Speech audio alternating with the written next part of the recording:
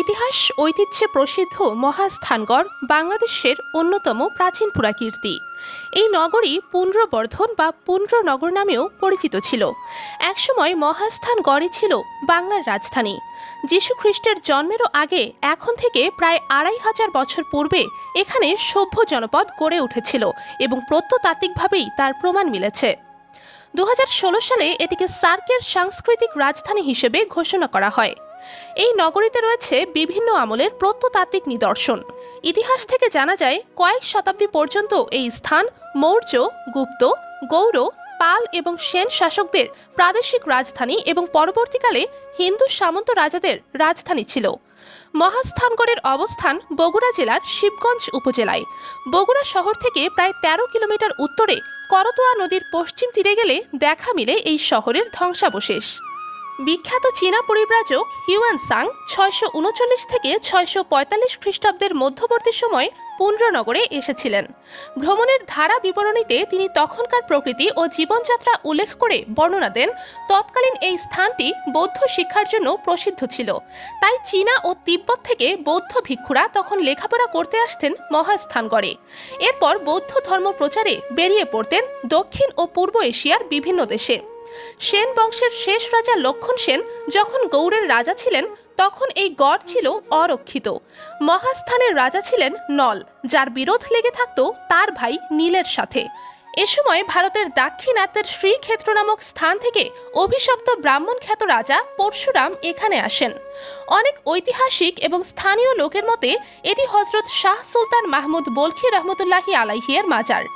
Mahasthan bus stand থেকে কিছুটা পশ্চিমে এ মাজার শরীফ অবস্থিত।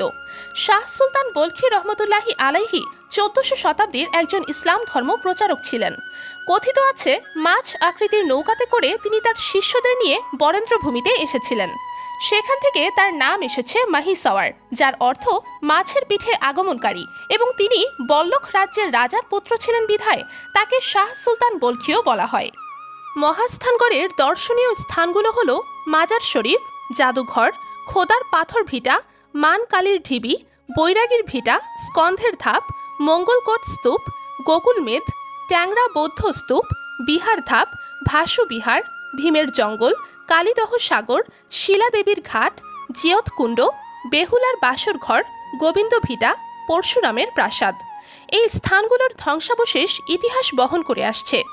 কালের পরিক্রমায় মহাস্থানগড়ে চলে এসেছে অনেক অপসংস্কৃতি। প্রতি বছর বাংলা সনের বৈশাখ মাসের শেষ বৃহস্পতিবার বগুড়ার মহাস্থানগড়ে বসে মেলা। এই মেলা স্থানটি হিন্দু ও মুসলমানদের তীর্থস্থানে পরিণত হয়েছে। বৃহস্পতিবার এ মেলায় যেমন ধর্মপ্রাণ মুসলমানরা ইবাদত বন্দেগী ও জিকির আজ করে মেতে ওঠেন, অপরদিকে আধ্যাত্মিক সাধনায় বিশ্বাসী সাধু সন্ন্যাসী ও বাউল সাধকরা জিকির ও মারফতি গানে মুখরিত করে পুরো গড় এলাকা। তারা সারা রাত গান গেয়ে আসর জমায়। সাধু সন্ন্যাসীরা সাধনার নামে আশপাশের বিভিন্ন এলাকায় গাঁজা সেবন করে মারফতি গানের আসর বসায়। ইতিহাস মতে এককালে বাংলার রাজধানী খ্যাত এই পুন্ড্রনগরের হিন্দু রাজ্যের অত্যাচারী রাজা পরশুরামকে বিখ্যাত সুফি ও সাধক হযরত শাহ সুলতান মাহিসাওয়ার বলখি রহমতুল্লাহি আলাইহি যুদ্ধে পরাজিত করে এখানে ইসলামের পতাকা উত্তোলন করেন এবং নিজের সম্ভ্রম ও ধর্ম রক্ষার জন্য অত্যাচারী পরশুরামের একমাত্র বোন শিলাদেবীকে করতোয়া নদীতে আত্মবিসর্জনের দিন বৈশাখ মাসের শেষ বৃহস্পতিবার।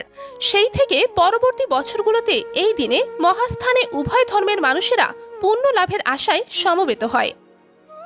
আজকের প্রতিবেদন এতটুকুই। এতক্ষণ আমাদের সাথে থাকার জন্য ধন্যবাদ। সবাই ভালো থাকবেন, সুস্থ থাকবেন।